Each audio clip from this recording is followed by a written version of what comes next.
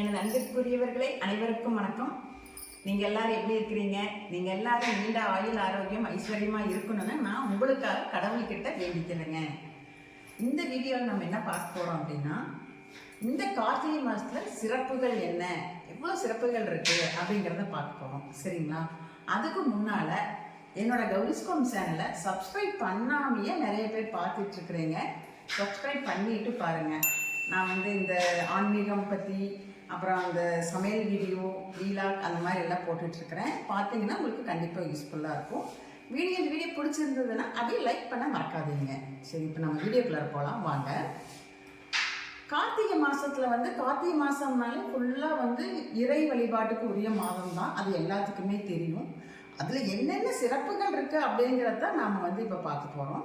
அதில் என்னென்ன சிறப்புன்னு பார்த்தீங்கன்னா, முதல்ல பார்த்தீங்கன்னா கார்த்திகை மாதம் அப்படின்னாலே அண்ணாமலையார் தீபம் தான் நமக்கு ஞாபகத்துக்கு வரும். அண்ணாமலை அப்படின்னு நினைச்சாலே நமக்கு முக்தியை கொடுக்கறது. சரிங்களா?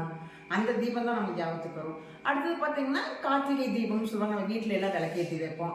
அதுக்கு முதல் நாள் பரணி தீபம்.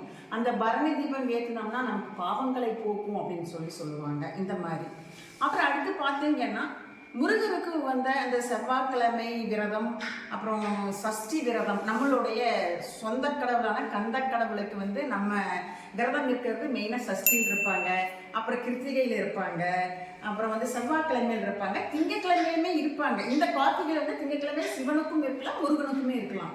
இத்தனை விசேஷங்கள் இருக்குங்க. இன்னும் அடுத்தது இன்னும் 4-5 இருக்கு. அது என்னன்னு பார்த்தலாம். அடுத்தது பார்த்தீங்கன்னா திங்கக்கிழமை விரதம், அதாவது சோமவார விரதம், உமா மகேஸ்வரர் விரதம், ஞாயிற்றுக்கிழமை அந்த விரதம் இருப்பாங்க. ஐயப்பனுக்கு விரதம் 48 நாள் மாலை போட்டு விரதம் இருப்பாங்க.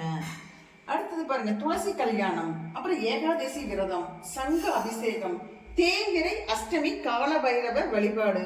அந்த அன்னைக்கு அந்த கார்த்திகை மாசம் கால பைரவர் ஜெயந்தி அப்படின்னு சொல்லி அந்த அஷ்டமி கொண்டாடுவாங்க.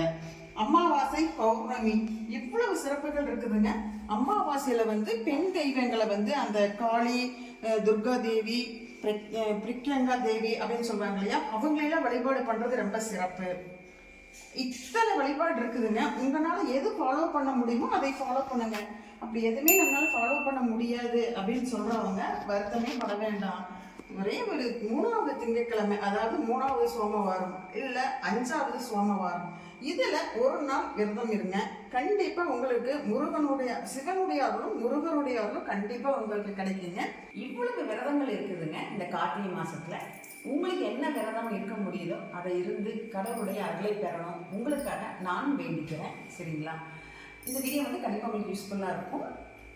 பார்த்து எனக்கு லைக் பண்ணுங்க. பிடிச்சிருந்தா எனக்கு ஒரு லைக் பண்ணுங்க, ஷேர் பண்ணுங்க, சப்ஸ்கிரைப் பண்ணுங்க. நன்றி, வணக்கம். நான் உங்களை அடுத்த வீடியோவில் பார்க்குறேங்க.